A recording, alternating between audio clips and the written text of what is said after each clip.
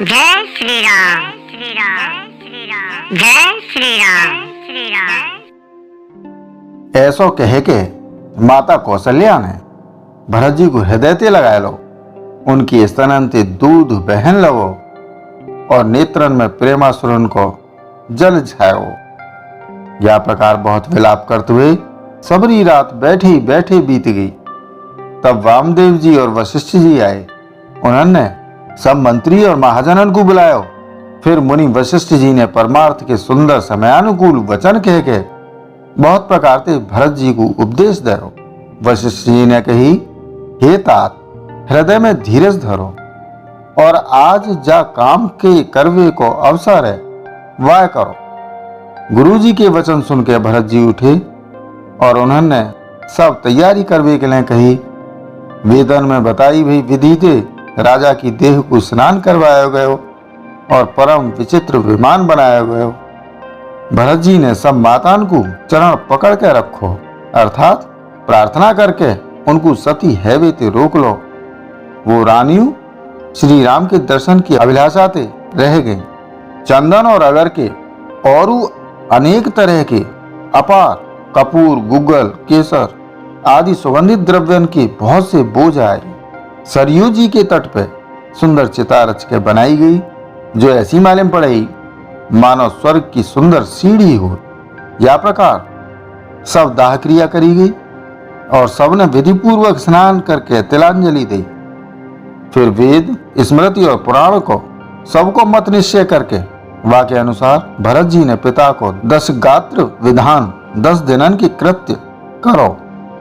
मुनि श्रेष्ठ वशिष्ठ जी ने जहां जैसी आज्ञा दी, वहां भरत जी ने सब वैसो ही हजारों प्रकार से करो। शुद्ध हैजाए पे विधि पूर्वक सब दान दे। गैया, घोड़ा, हाथी आदि अनेक प्रकार की सवारी, सिंहासन, गहना, कपड़ा, अन्न, पृथ्वी, धन और मकान भरत जी ने दे। भूदेव ब्राह्मण दान पाए के परिपूर्ण काम है गई, अर्थात उनकी सबरी मनोकामना अच्छी तरह से पूरी है गई। पिताजी के लिए भरत जी ने जैसी करनी करी वो लाखों मुखन से वर्णन ना करी जा सके। तब शुभ दिन शोध के श्रेष्ठ मुनि वशिष्ठ जी आए और उन्होंने मंत्री और सब महाजनों को बुलाया। सब लोग राजसभा में जाके बैठ गए। तब मुनि ने भरत जी और शत्रुघ्न जी दोनों भैयन को बुलवा भेजो। भरत जी को वशिष्ठ जी ने अपने पास बैठा लो और नीति और धर्म से भरे हुए वचन कहे। पहले तो कैकेयी ने जैसी कुटिल करनी करी, श्रेष्ठ मुनि ने वो सबरी कथा कही। फिर राजा के धर्मव्रत और सत्य की सराहना करी, जिन्होंने शरीर त्याग के प्रेम को निभाया। श्री रामचंद्र जी के गुण, शील और स्वभाव का वर्णन करते करते तो मुनिराज के नेत्रन में जल भरे आयो और वो शरीर ते पुलकित है गए। फिर लक्ष्मण जी और सीता जी के प्रेम की बढ़ाई करते हुए ज्ञानी मुनि शोक और स्नेह में मगन है गए। मुनिनाथ ने विलख के कही, हे भरत सुनो, भावी होनहार बड़ी बलवान हुआ। हानि लाभ, जीवन मरण और यश अपयश ये सब विधाता के हाथ में।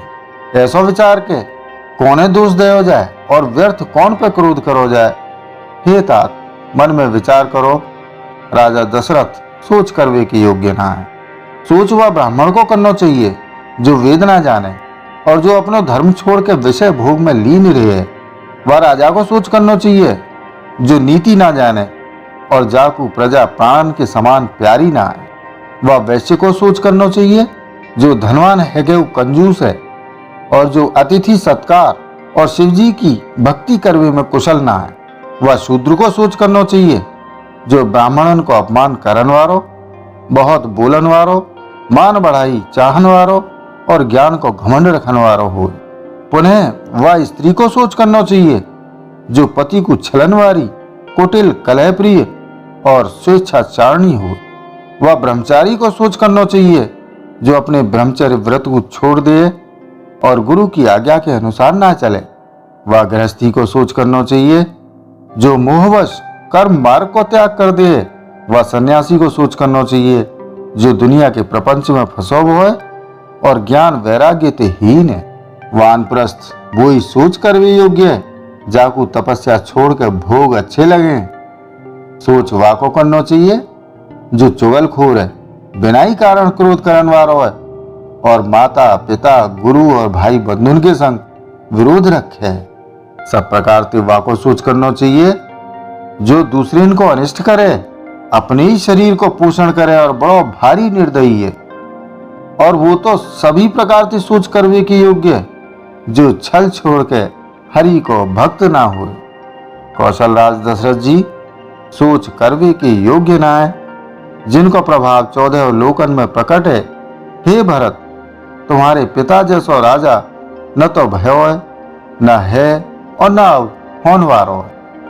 ब्रह्मा विष्णु शिव इंद्र और दिक्पाल सब दशरथ जी के गुणन की कथा कहो करे। हे तात कहो, उनकी बढ़ाई कोई का प्रकार करे वो, जिनके श्री राम लक्ष्मण तुम और शत्रुघ्न सरी के पवित्र पुत्र।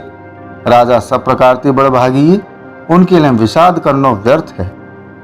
जे सुनो और समझ के सोच त्याग दो और राजा की आज्ञा सिर चढ़ा के तदनुसार करो। राजा ने राजपद तुमको दयो है, पिता को वचन तुम्हें सत्य करना चाहिए। जिन्होंने वचन के लिए श्री रामचंद्र जी को त्याग दो और राम विरह की अग्नि में अपने शरीर की आहुति दे दे। राजा को वचन प्रिय प्राण प्रिय नाय, यही ले हे तात, पिता के वचनन को प्रमाण सत्य करो। राजा की आज्ञा सिर चढ़ा के पालन करो, या में तुम्हारी सब तरह से भलाई है। परशुराम जी ने पिता की आज्ञा रखी और माता को मार डालो। सब लोग यह बात के साक्षी हैं। राजा ययाति के पुत्र ने पिता को अपनी जवानी दे दी। पिता की आज्ञा पालन करवे थे, उन्हें पाप और अपयश ना भयो। जो अनुचित और उचित को विचार छोड़ के पिता के वचनों को पालन करें, वो यहाँ सुख और सुयश के पात्र है के अंत में इंद्रपुरी स्वर्ग में निवास करें। राजा को वचन अवश्य सत्य करो, शोक त्याग दो और प्रजा को पालन करो। ऐसो करवी थी, स्वर्ग में राजा संतोष पाएंगे और तुमको पुण्य और सुंदर यश मिलेगो, दोष न लगेगो।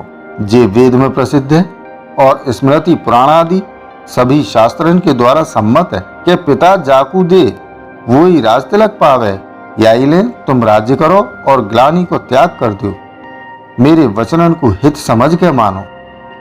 या बात को सुन के श्री रामचंद्र जी और जानकी जी सुख पाएंगे और कोई पंडित या अनुचित ना कहेगो।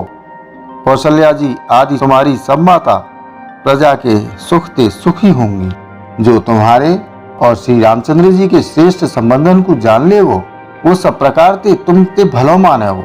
श्री रामचंद्र जी के लौटाए हुए पे राज्य उन्हें सौंप दई हो और सुंदर स्नेह ते उनकी सेवा करी। मंत्री हाथ जोड़ के कह रहे, गुरु जी की आज्ञा को अवश्य पालन करो। श्री रघुनाथ जी के लौटाए हुए पे जैसा उचित होए तब फिर वैसो ही करियो। कौशल्या जी धीरज धर के कह रही है, हे पुत्र, गुरु जी की आज्ञा पथ्य रूप है, वह को आदर करना चाहिए और हित मान के वह को पालन करना चाहिए। काल की गति को जान के विषाद को त्याग कर देना चाहिए। श्री रघुनाथ जी वन में महाराज स्वर्ग को राज्य करवे चले गए और हे तात, तुम या प्रकार कातर है रहे हो। हे पुत्र, कुटुंब प्रजा मंत्री और सब मातान के सबके एक तुम ही तो सहारे हो। विधाता को प्रतिकूल और काल को कठोर देख के धीरज धरो। माता तुम्हारी बलिहारी जाए। गुरु की आज्ञा को सिर चढ़ाए के वाई के अनुसार कार्य करो और प्रजा को पालन कर कुटुंबिन को दुख हरो। भरत जी ने गुरु के वचन और मंत्रिन के अभिनंदन अनुमोदन को सुनो, जो उनके हृदय के लिए मानो चंदन के समान शीतल है। फिर उन्होंने शील स्नेह और सरलता के रस में सनी भई माता कौशल्या की कोमल वाणी सुनी। सरलता के रस में सनी भई माता की वाणी सुन के भरत जी व्याकुल है गए। उनके नेत्र कमल जल आंसू बहाए के हृदय के विरह रूपी नवीन अंकुर को सींचन लगे। नेत्रन के आंसू ने उनके वियोग दुख को बहुत ही बढ़ा के उन्हें अत्यंत व्याकुल कर दो। उनकी जे दशा देख के वह वक्त सबको अपने शरीर की सुध भूल गई। तुलसीदास जी के हैं स्वाभाविक प्रेम की सीमा श्री भरत जी की सब लोग आदर पूर्वक सराहना करने लगे। धैर्य की धुरी को धारण करे वाले भरत जी धीरज धर के कमल के समान हाथन को जोड़ के वचनन को मानो अमृत में डूबे के सबको उचित उत्तर देने लगी। जय श्री राम। प्रियजनों, शेष रामचरित्र अगले वीडियो। तब तक इस वीडियो को लाइक और शेयर करें, चैनल को सब्सक्राइब करें, साथ ही नोटिफिकेशन बेल आइकन को दबाना ना भूलें, जिससे आने वाली वीडियो आपको मिलती रहे। वसुधैव कुटुंबकम। जय श्री राम। जय हिंद।